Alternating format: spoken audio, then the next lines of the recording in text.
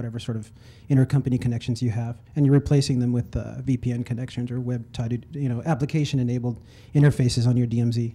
Well, that's what they're doing here too. M2M is machine-to-machine communication. PCN is patient care networks, and that's basically the rise or the evolution of web-enabled XML SOAP calls over the internet through your company's firewall to your CEO's desk, and we'll talk about that in a second.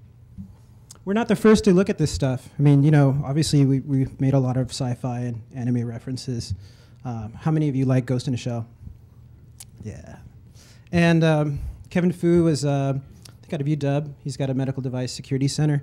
Actually, it's pretty cool stuff. It's nice, once we were digging around and doing some of this initial research, we figured out, there's actually some people looking at this stuff.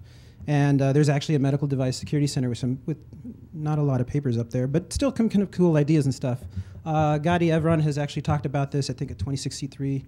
Kono, Tamara Denning is actually a pretty prolific author in this space.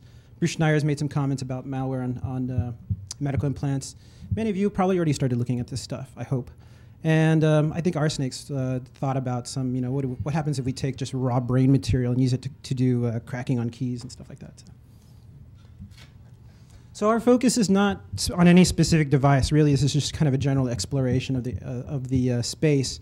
And we're also, there's a couple of specific areas that we're going to look at, or devices. And we're also not looking at privacy, HIPAA laws, or ethics. A lot of the papers that are out there now at the Medical Device Security Center and a few other places, they really are focusing on HIPAA. They're focusing on laws. They're focusing on ethics. They're focusing on, is this really right, or not is this really right, but how do we protect the privacy of this stuff?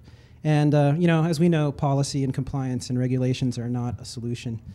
Attackers don't follow the rules, and honestly, as a defender, they don't really do me a whole lot of good. Maybe they kill some low-hanging fruit, but when this stuff starts getting into my enterprise network, I need to start thinking about it a lot differently beyond just the HIPAA compliance. So our focus is really looking at those attack and defense scenarios. We're going to do that by defining a cyborg security landscape. I'm going to show you how we sort of slice up cyborg functionality, and then go over some scenarios from an attack and defense perspective. So we're going to have to cut it a little short, though, since we're running out of time. Hackers don't have ethics. Well, that's not true. A lot do, but we're pretty chaotic. When somebody's decided to pull the trigger on taking an ODA and hitting a pacemaker or a liver implant or an insulin pump, we have to assume that ethics have kind of walked out the door. So we have to look at it from that perspective. There's no middle ground here. There's no rebooting the server for your liver. I mean.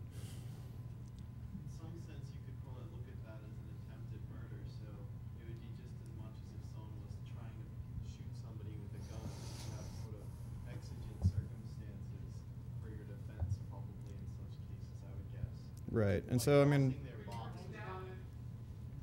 You want to repeat what he said? I don't remember. I can't really. He says in some sense it basically comes down to murder, right? This was a point I think we were going to make at some point, but Bruce had mentioned earlier, like, hey, how do we prove stuff to our execs and the people who give us money to do things? Oh, we show them metrics. Okay, great, so I'm going to have a metric now. How many people didn't die on my network, right, this year? Or how many people did die from hacking attempts or intrusions into something? No, actually, go back a second. I just want to talk to...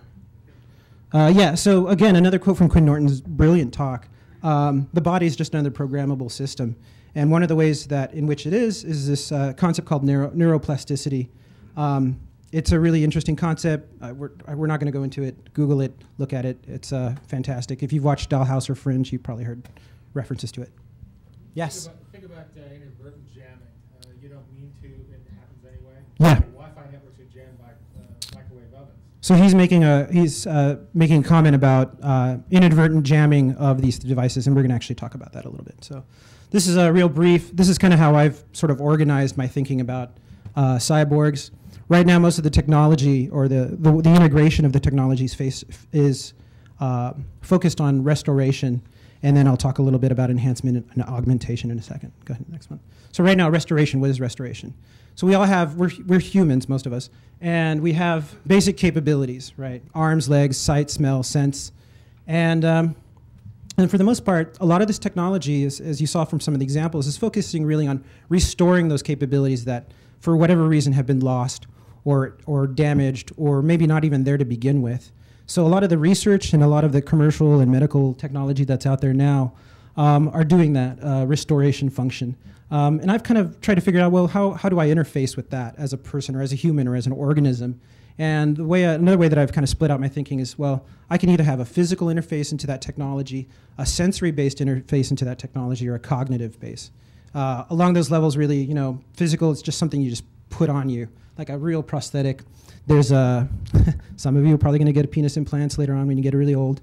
Breast implants is some way to think about it. Sensory, that's really, you know, how many of you wear contacts? LASIK surgery, hearing aids, we've already talked about that, and cognitive stuff. There's PTSD, rehab, transcranial, magnetic, oh God, I forgot the acronym. Anyways, lots of interesting technology there. Next one.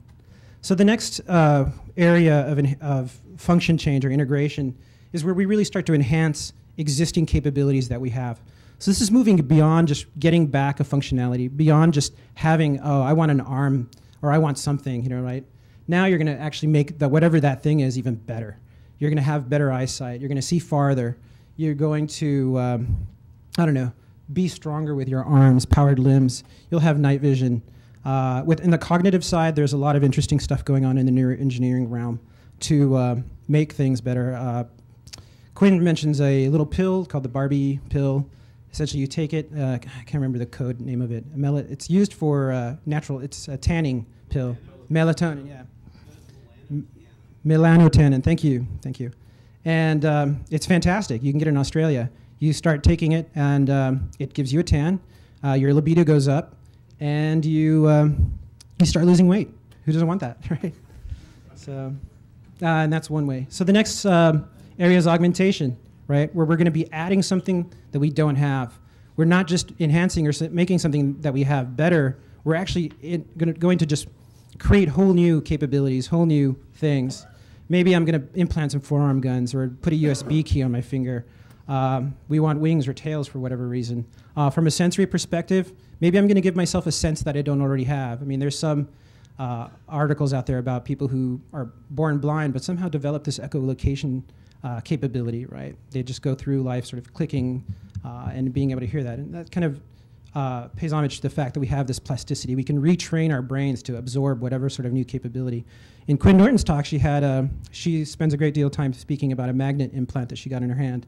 And sort of the new world that just kind of opened up to her because of it. She could tell when her hard drive spun up on her laptop. She could run her hand against walls and detect where wires were running because she could just feel it in her finger, right? It's fantastic stuff.